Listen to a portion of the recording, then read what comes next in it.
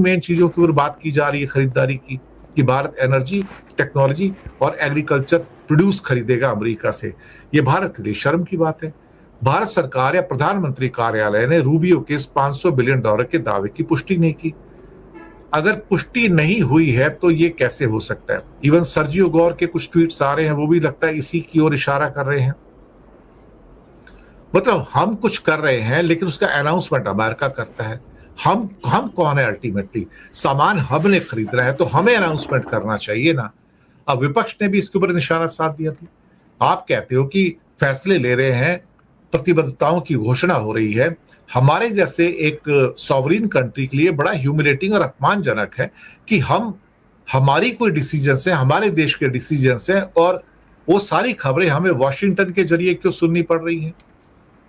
भारत के भी व्यापार विशेषज्ञों का मानना है कि अभी तक हम मुश्किल से उनका $40 बिलियन का सामान खरीदते थे एक साल में, और 5 साल होते तो हम $200 बिलियन खरीदते। अब हम $500 बिलियन खरीदेंगे, 2.5-3 गुना ज्यादा हम माल खरीदेंगे उनका।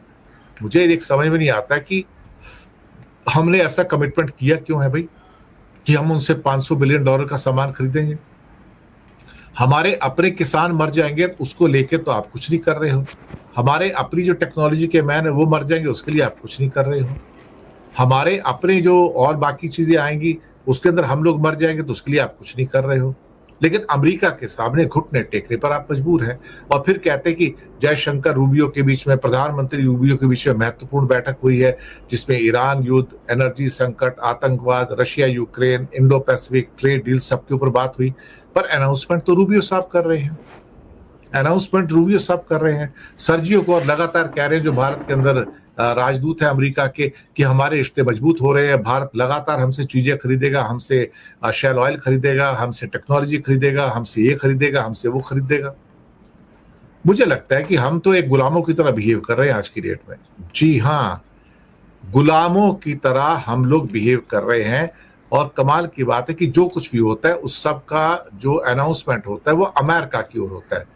अमेरिका की ट्रेड टीम जल्दी इंडिया आएगी ताकि ट्रेड डील के काम को पूरा किया जा सके, लेकिन ट्रेड डील से पहले ही आपने काम पूरा कर लिया आधा। तो आपने अनाउंस कर दिया ट्रेड डील का आधा हिस्सा यहाँ पर कि भारत $500 बिलियन का सामान खरीदेगा, और भारत का इसमें विदेश मंत्रालय चुप है, हमारी कॉमर्स मिनिस्ट्री चुप है, हमारे विदेश मंत्री चुप है, हमारे प्रधानमंत्री चुप है, सारे तो चुप हैं, सारे के सारे चुप हैं साहब।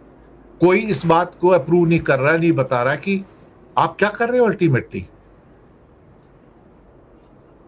हम तो दरअसल क्या है ना कि ऐसा लगता है कि एक और गुलामी में आ गए, और ऐसा लगता है कि भारत को उन्होंने अपना 51st अपना स्टेट बना लिया अमेरिका ने, और हम मोदी जी अब भारत के प्रधानमंत्री नहीं बल्कि अमेरिका के एक स्टेट के गवर्नर बन के रह गए हैं, क्योंकि हिम्मत नहीं बात कर देगी मोदी जी की। तो विश्वगुरु बनते घूमते हैं, और जो आता है हमको अपना मार बोल के चला जाता है, यहाँ पे हमें इंसल्ट करके चला जाता है, ह्यूमिलेट करके चले जाता है, और ये बैठे देखते रहते हैं, अपने आप को ह्यूमिलेशन करवाते रहते हैं।